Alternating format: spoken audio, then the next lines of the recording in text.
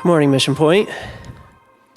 So Kondo called me this past week, and he was talking about the various ways in which this could happen, where we could talk about this. And he believed, and I agreed with him, that a conversation could be most meaningful here this morning.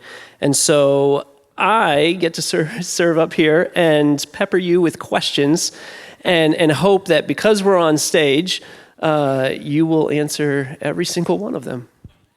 We'll see. We'll see about that. Hey, good morning, everyone. It is so good to see you all. I have missed you. I've missed being in this place. I've looked forward to coming back and just being home with family, and obviously wish that the conversation we're having was a little bit different of a conversation. And I want to say, again, special thanks to you, Rick. Those of you who may not know, Rick Neer and I, we have walked through a lot of seasons of ministry together for years. Some of the darkest, most difficult seasons of ministry we've walked through together. Matter of fact, I've said on record that if it was not for Rick Neer and Brad Gutwein, I would have lost my mind and maybe even my faith a couple of times. Rick has served as one of our elders, and more specifically, served as my direct supervisor and caregiver overseer. And did that beautifully. And so, I'm thankful. Rick has served in our kids, or you and your wife have served in our kids ministry, but Rick has served our student ministry and has journeyed with my teens, who are now, one of them in their 20s, through MP Students years. So, I'm thankful for your willingness to say another yes and help with this conversation. Absolutely. So, where would you like to start? I was born in a little town. No, I definitely want to start with gratitude. I want to say a few thank yous. And the first one is to the elders here at Mission Point for their willingness to gift me the sabbatical that I'm just now coming out of. I don't know if, knowing what they know, they would still have gifted it to me, but it was such a beautiful, generous gift from them. I want to thank our staff, who obviously had to carry a little extra in my absence and have continued to serve you all so well. And a special shout out to Alicia Meyer and Hudson, who just picked up our worship ministry in a very difficult season, and I've just ran forward with it. And I'm asking my wife right before this, like, do you have any Kleenex? Because I'm a hot mess, standing under their leadership as they, just point us to Jesus through music. I want to say thank you to the different preachers who stood on this stage and served you all over the course of the last 3 months. To Brent Mancarelli and Drew Flam, who not only preached through the series of Matthew, but they helped to actually craft and shape that and schedule it. Thankful for them, and Michael Poorman and Taylor Long, and you, of course, Rick Neer, and Scott Green, who again helped to design the series we're currently in, the Show Up series. Y'all were taken care of, and I'm thankful for that group of individuals. Definitely want to say a big thank you to all of you, the church family, for the ways you prayed for us over the course of this sabbatical, the way you sent notes of encouragement. And when I would run into some of you, it's the beautiful, meaningful expression of your excitement to have me back. That means, that means a lot. Even this week, a few of you made a welcome back meal for our staff that we got to enjoy. And I'm really thankful for that. And thankful for this stage. You and I both know it is a rare thing that somebody gets to be transplanted or repurposed and they get to talk about it from a stage in front of people. That's a rare gift, and it's one I do not take lightly at all. So just feeling especially grateful. Before we even talk about, obviously you've made a massive decision, but before we get to where you're going, let's take a step back and talk about where you've been. Imagine that there's someone here with us this morning that this is their first Sunday. And if it is, I hope you've been, God bless. I hope you have been told where the connection corner is, that we hand out free Bibles. But if they've never met you, take us back to the beginning. Yeah, my name is Kondo of an undisclosed age. I'll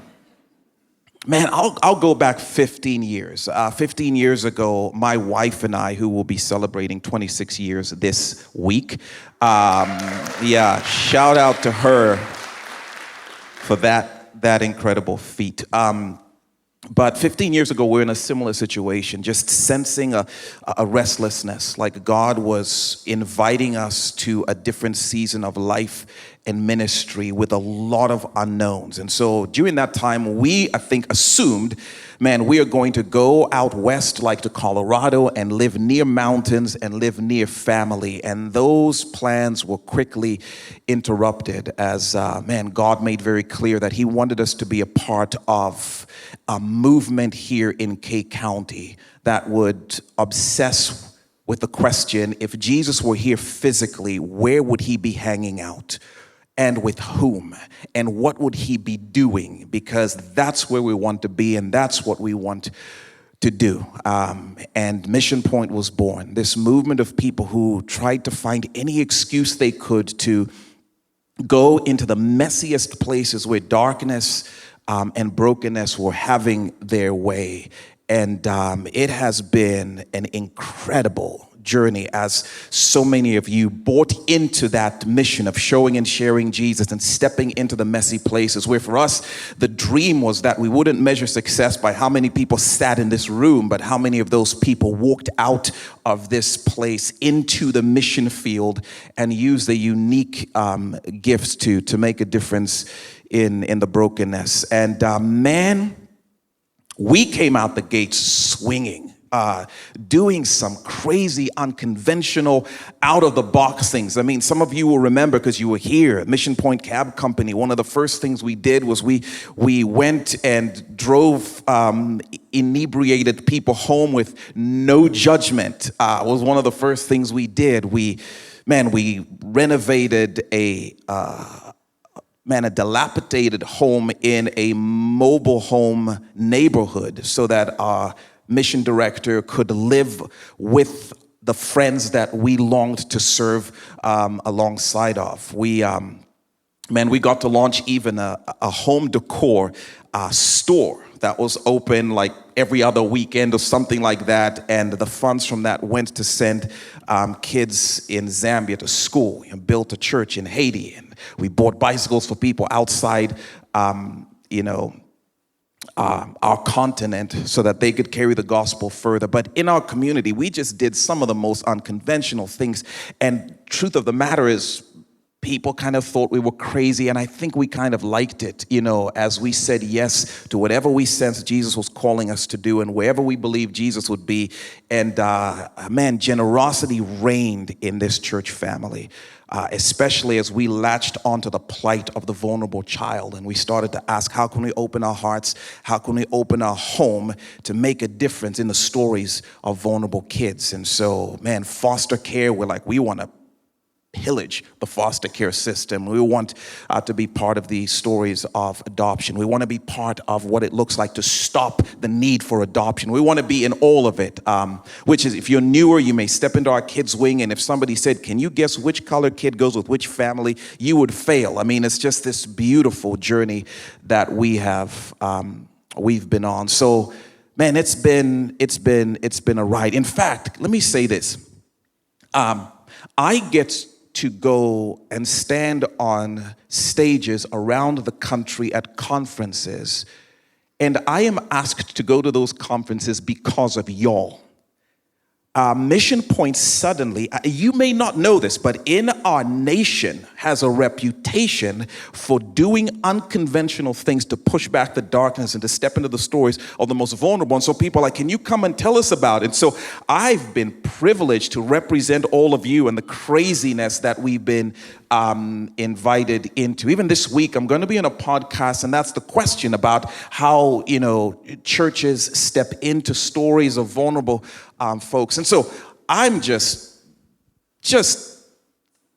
humbled by the fact that, man, this thing that was a dream 15 years ago is fully alive, and I am convinced the best days are still ahead. So, man, thanks for asking that question. You knew I would go off on that a little bit because of what God has done in and through this body of believers.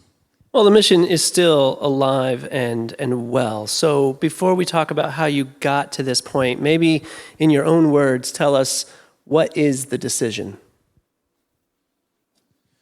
Yeah, the decision that we as a family have made is to step out of my role on staff at Mission Point, to step out of my known role on staff at Mission Point, and to step into an unknown role outside the walls of this church. And so I have no idea what that role is. I am not leaving Mission Point for another job.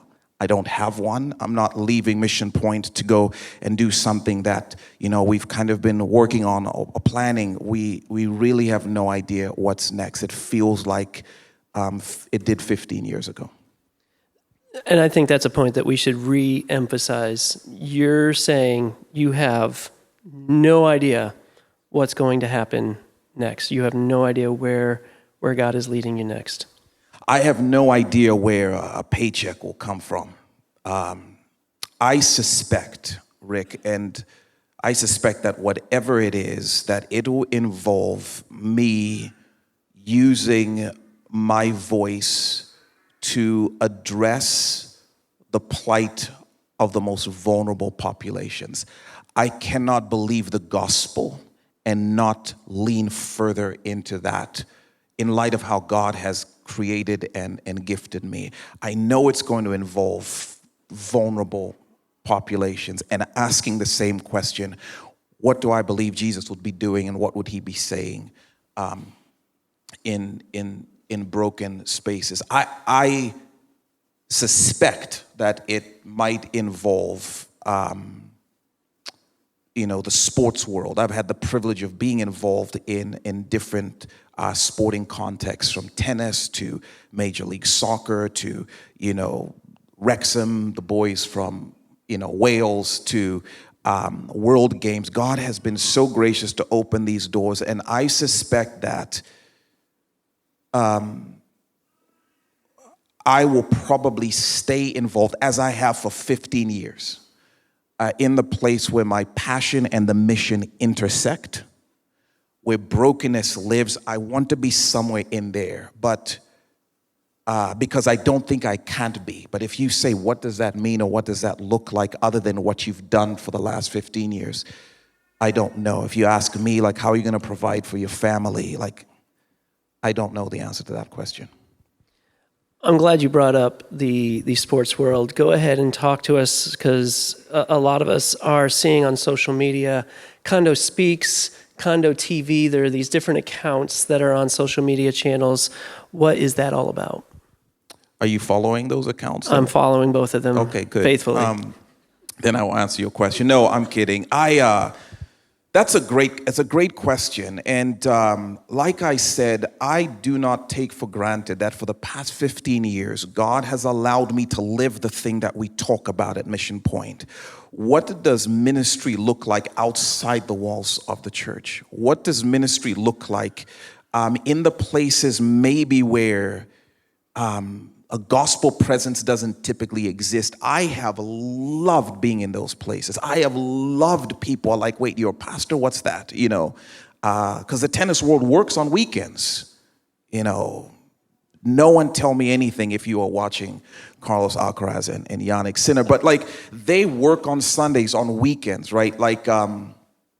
And so it's been such a privilege to step into some of those spaces. It's been a privilege, like I said, to represent Mission Point and what God has been doing in conferences around the country. That's been such a joy And, I've mentioned my wife has been gracious to let me do a lot of those things because it's not just oftentimes outside the walls of Mission Point when it comes to my sporting ministry and work and that I enjoy, but it's also been outside of our home. And so my wife has been gracious to allow me to do that on my vacation time. So if you've ever seen me do anything, sports or tennis, that is on my vacation time. Now, my wife does have a vested interest in that. Like before Michael came on the scene and in the last couple of years introduced things like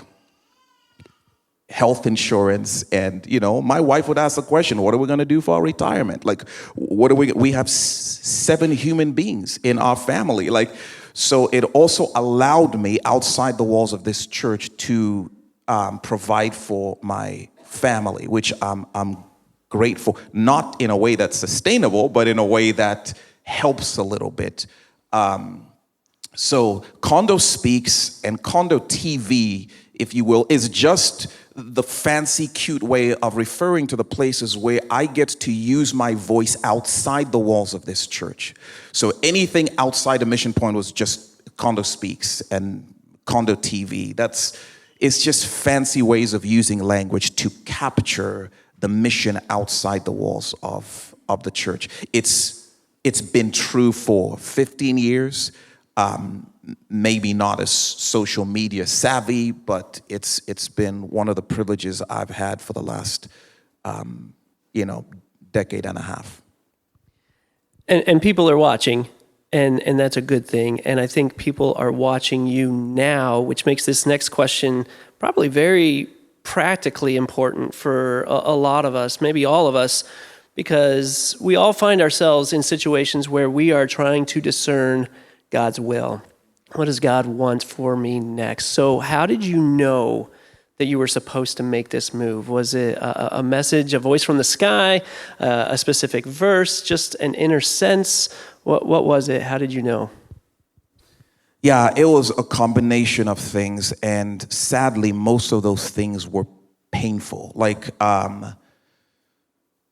I would say, thanks to the sabbatical, it allowed me to take time to pull back and be introspective and cross-examine our life and talk about calling. And so, but I think honestly that I've had these stirrings for quite a while, and I have just ignored them, pushed them down. Because number one, I have believed and desired to grow old here at Mission Point. I would have been convinced I would get raptured with all of y'all. And so the thought of even looking at something that may beg the question, that may move me away from this family that has become home, and I just think part of it was I don't want to think about it. I don't want to interact with it. I don't want to engage it. But I think there've been stirrings probably for a while. But then Sunday's coming, and we have more things to do. And then the next thing, and I didn't mind staying busy. I like busy, and busy gives me an excuse to feel productive, but not maybe ask some of the questions that were stirring. And then I just humbled myself before the Lord because of my spiritual maturity. That is not true, Rick. The Lord literally, I would say, allowed my body to just crash. Last fall, my body fell apart. I hit a wall. I would sit up here in excruciating pain, It was so bad. I didn't tell my wife about it because I didn't want her to worry, and kept it to myself. And it was so to the point where I believed, and I was looking forward to the sabbatical. Remind me where I was, because I'm going to take a slight detour. Because some of you have said to me, somebody just said to me in the bathroom between services, this thing again. But a number of you have said, we had this sense that you would leave for the sabbatical and you would not come back. We just knew it.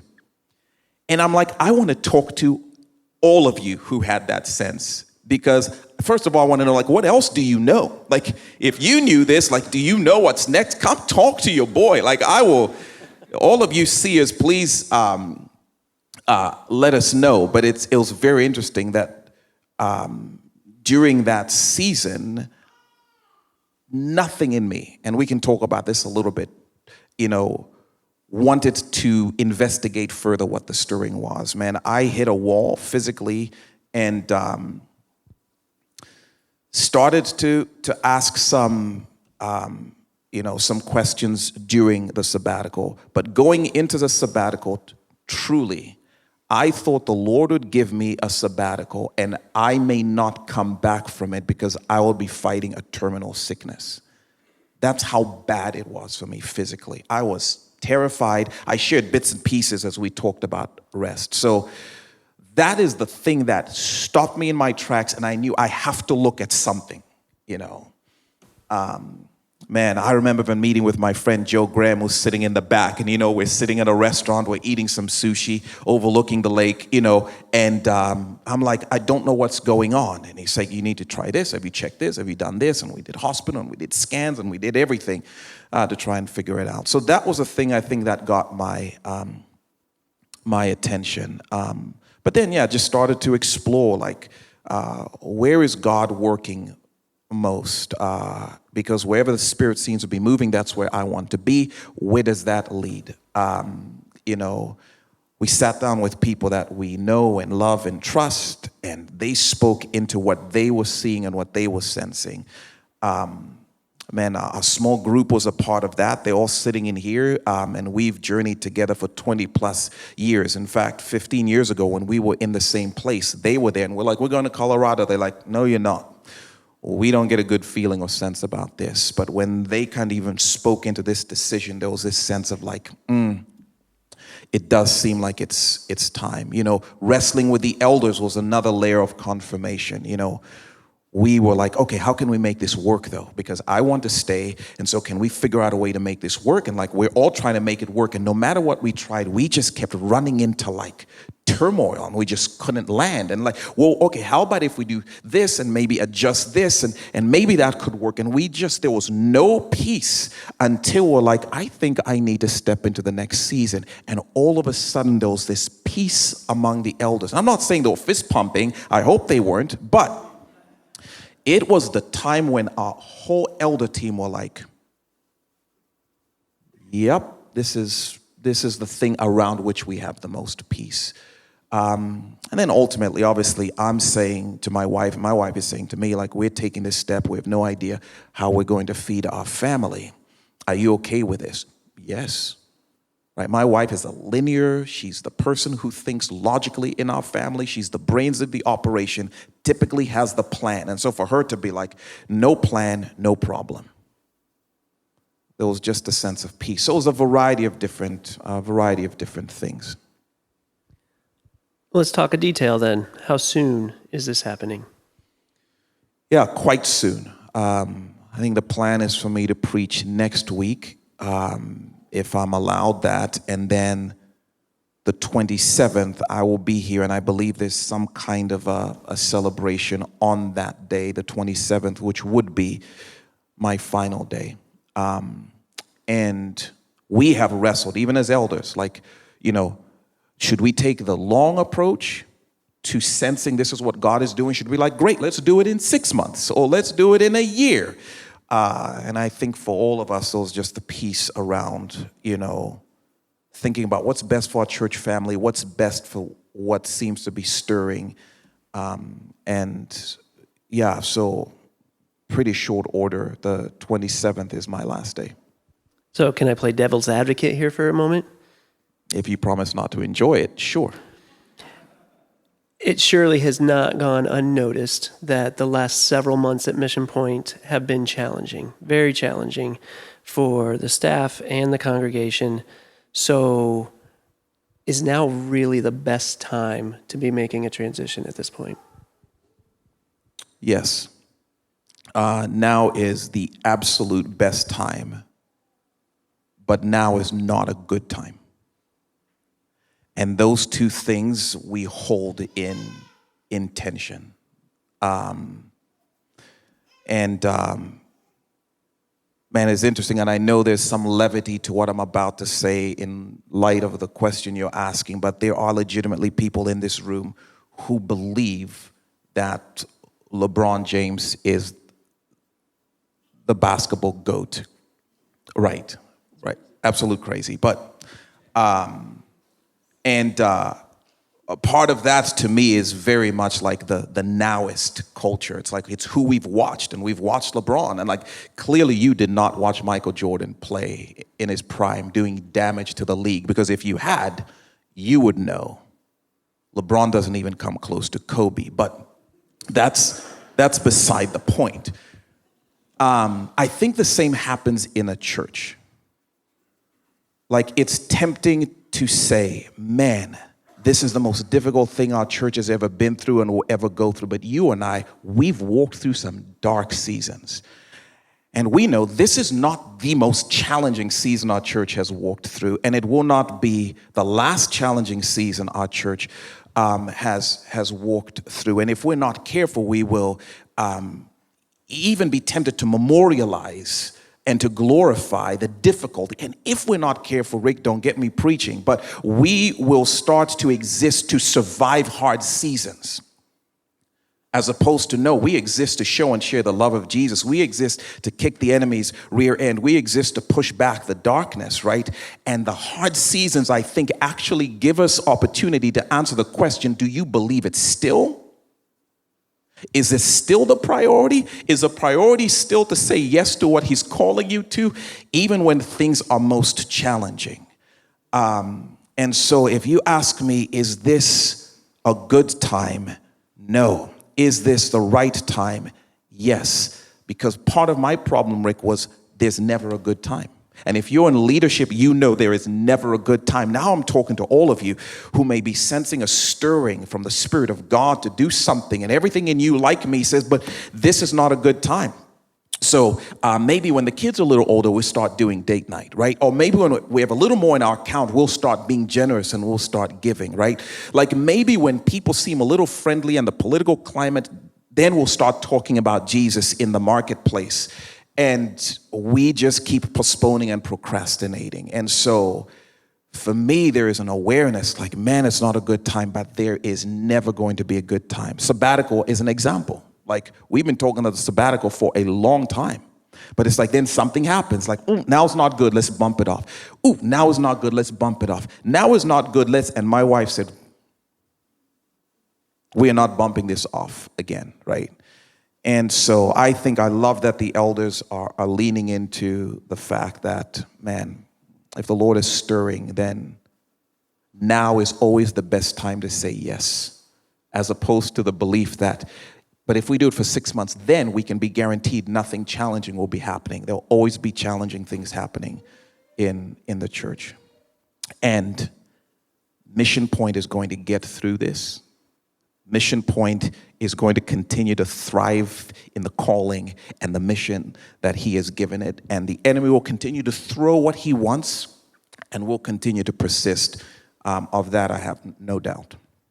Well, I'm glad you bring up the church side of things. What concerns do you have for Mission Point going forward? Yeah, I think if I have concerns, one concern would be that I will make this announcement and people will be like, thank goodness, it's about time, right? Like that's obviously a concern. But the bigger concern is the opposite of that. The bigger concern for me is that after 15 years, we would become typical. Like after 15 years, it concerns me that somebody may make this movement about one person or one family. It concerns me that we might do what is oftentimes a temptation to do, to mistake an individual for the mission and the movement, to mistake an individual for, what Jesus himself the king of the church is doing, and to say, man, we say we believe, we exist to show and share the love of Jesus, but we really exist to hear the way that person talks about sharing and showing the love of Jesus. So my concern, if anything else, is that people would make decisions based on one person and make it about something it's not. I'm optimistic that won't happen, but if there's a concern, that would be a big one. So was any part of this part of the bigger plan when the sabbatical started? No, all I knew was I was weary, and not because we're going through challenging seasons. Like I said, as a leader in the church, I expect that we are going to go through difficult seasons. But there was a weariness that was just beyond that I could not put my finger on. And so I believed at the beginning of the sabbatical, man, I'm thankful I get a little bit of a breather on the bench, and then we're back in the game. And maybe we'll do things a little bit differently, because I don't want to get to this place once I got cleared health-wise. I did not want to get back to that place. So we started trying to think about how we can maybe mitigate some of that coming back, but this was not the plan. All right. What will the next 3 weeks look like? Man, if I have my way, I will spend the next 3 weeks preparing to share it next week.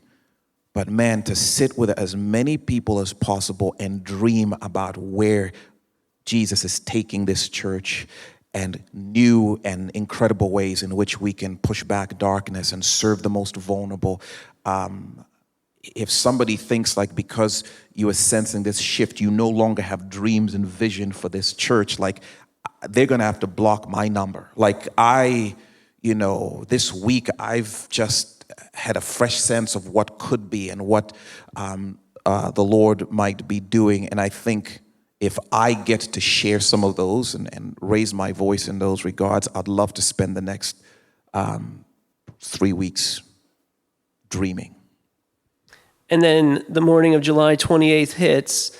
Are we finding you applying for jobs? Are you wanting, connections? And, are you going to be looking at LinkedIn or Indeed for openings? I have no idea. I mean, and I don't even mean, the answer to that is no. On the 28th, yes, I will be unemployed, but there's no sense for me if somebody said, what is your dream job that you'd apply for? I don't even know what that would be. What I do sense, though, is that, man, we are in the same place we were 15 years ago. And, as my wife and I process, we would probably take the opportunity to move and live somewhere closer to my family. I've never been able to do that, not since I was 19. And so my mom lives in Austin. My sisters live in Austin. Warm weather lives in Austin. And so for me, I think if there's an opportunity for my kids to grow up near their grandmother and near their aunts, I would love that, because I have no idea. So it's not like there's anything. So we start to make decisions about like, man, I'd love to live near family. Now, if my mom lived in Antarctica, would I make the same decision? I don't know, but I probably would not. But yeah, so I think we are at least exploring that as a high likelihood. And I'm glad you mentioned your kids in that answer. How are they handling the news? Do they check their email? Do they already know how are they doing? Man, our little girls, we told them last Sunday after the outdoor service. They had not the faintest idea. And they did not take it well. Like they struggled with it. If you've been around Mission Point, you've seen them. They love this church. They would remind us, like, we are serving this week with Miss Jen. they would come home and be like, and Mr. Rick talked about Jesus and putting on pants. They love being here and learning from, John Green, for 3 weeks, one of my daughters, John Green, and finally like Scott Green, so she's got it now. They had a really tough time. This church has raised them. They've grown up here. They love being here. Right now, they're with Miss Jen serving in the kids' wing. I think they were in the first service. So they're having a hard time. Not about their school possibilities, not about like friends. They are struggling with Mission Point. They love being a part of it. Our older kids are older kids. So I could tell them I'm being deployed to Mars and they'll be like, can you send money from there, right? So I think they're doing their thing. They're very supportive, but there's a little more independence there. What did you anticipate the response of the church being? I anticipated it being varied. I thought there would be support. I thought there would be excitement, especially from some of the OGs who are like, you've been saying this about the rest of us. Now it's your turn. You are doing the thing that you have said you believe Jesus may do to all of us. And so, but I also think there'll be sadness. I anticipate that there'll be confusion, surprise, maybe even anger or a sense of betrayal. I think I expected the span of emotions and responses. Well, let's drill down into that. Which responses do you dread the most? And I guess secondly, what do you hope the most for our church? I would say, I don't know, probably if I dread a response the most, it is probably two extremes. One, like I said, being like, yes, get him out of here. The other one would be, anyone who would say, well, probably actually suspicion is probably a dread. Like, the thing in the church where it's like, what aren't you telling us? Like there's something more happening here, and almost to the point where that becomes the narrative and everyone sits around and they're trying to, like, we appreciate what you said, but what's really happening? And then I think that to me has a way of just stirring confusion and maybe even keeps us stuck instead of eyes forward to move ahead into the mission. What I would hope most would be that people would feel everything that they're feeling, and at the end of it all, investigate, why am I feeling this way, and man, how do I bring this to Jesus and align it with who He is and the mission that He's calling us to. The ideal response to me would be that people would sit around and ask the question, okay, we're talking about Condo, great. What about me? Right? Like, Lord, what are you doing in me? Like, what are you stirring in me? Is there anything I'm not looking at? I hope that I will be maybe an encouragement and a cautionary tale all in one. So I guess just one follow-up to there. You mentioned some negative emotions, feelings of anger or bitterness, maybe being depressed or even feeling abandoned or betrayed. Is it okay to have those feelings? And I guess, would you offer any sort of encouragement how we move past those feelings? Yeah, I'm a big proponent of feel your feelings and follow your feelings and let the feelings lead you to, man, why? Like if somebody is angry, why? If somebody feels betrayed, why? What did you feel Kondo owed you that he now has just like bailed on his promise? If somebody feels overly excited, why? And that I can understand a little bit better because we are going to go over. It's part of what, my presence here. People like, I get to lunch on time, when he's not around. But, to me, so strongly endorse and encourage people to feel everything that they're feeling, but don't live in the feeling or let the feeling ultimately dictate the decisions you make. Those feelings to me still need to come and be yielded to who is Jesus, what has Jesus said, what is he doing in his church, and what decisions will we make after those feelings have kind of settled some. Kondo, I think I'm very appreciative for this opportunity to have a conversation with you.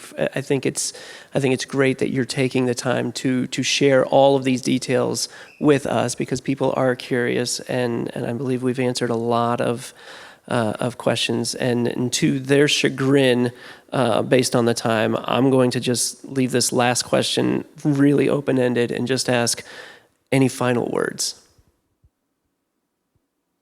Yeah, turn with me. No, I would say I hope through the course of the week, as I process, maybe I'll have more words next week. But the two things I would say for sure, number one is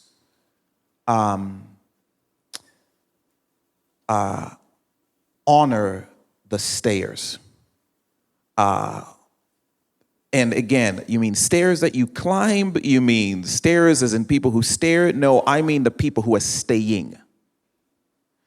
It is crazy how often the church will celebrate the people who are leaving, and they'll, make a big deal of the people who are taking their next steps, and they'll forget the folks who are here, in the trenches and serving well. And I can't say strongly enough, if it were up to me, the 27th would be our whole staff being celebrated for what they're doing, what they're walking through, how they're staying. And I may pitch for that, right? And I would just say strongly, pray for, support, encourage. And when there's suspicion, by the way, it turns to the people who stay. You've walked through some of the so this person left, Kondo, what did you do? This person left, what did you do? This person left, what did you do? And so I can't say strongly enough to honor those who are staying. And then I can't say strongly enough to lean in. I think our community will be asking the question, and the kingdom of darkness will be asking the question, was it really about Jesus and his mission, or was it about some person? And I would say lean into the mission and lean into the mission of Jesus, in as much as you believe the mission of Jesus, right? And not to make decisions in any way that validate what is typical. We've never been a typical church. Even this, man, wait, so you guys are going to launch your one of your pastors into an unknown? It's what we do. We say it for everybody else. It's what we do. It's what we've always done. And Rick, I wish I could tell you that it won't be your turn next week, but we don't know, And so lean in to whatever the Lord is doing and what he may be doing in you. I know I speak for everyone when I say that your leadership has left a big impact on those of us who have gotten to experience it, and it's probably not been felt anywhere else more keenly than as you teach. And so one last detailed question. It's leaving a gap. Who is going to be filling that role? Yeah, it is not leaving a gap. Our team has spoken to Scott Green, and Scott Green has agreed to step in to overseeing our preaching ministry and who's preaching, and he'll be doing quite a bit of the preaching, at least for the next 6 months. And I cannot say thank you enough to my brother. I don't know if he's sitting back here. You can wave a little higher than that, man.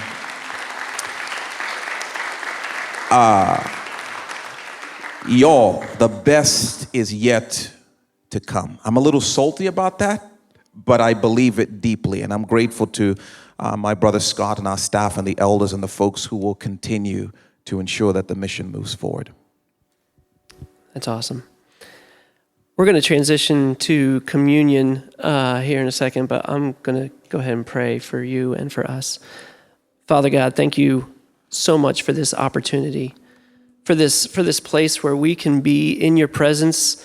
We are so thankful that we serve you, that the mission has always been about you, and that the mission has always been the point. And so I pray that as we go through the coming weeks, that you would be very close to us. Help us to answer the questions that we don't have the answers to. Be a very close presence to us. And we pray both for Kondo and his family and for our church that, as always, God, may we be following you. May your will be our pleasure, and may we know nothing more than living for you. Jesus, it's all about you. It's always been about you. And so it's in your name that we pray these things. Amen.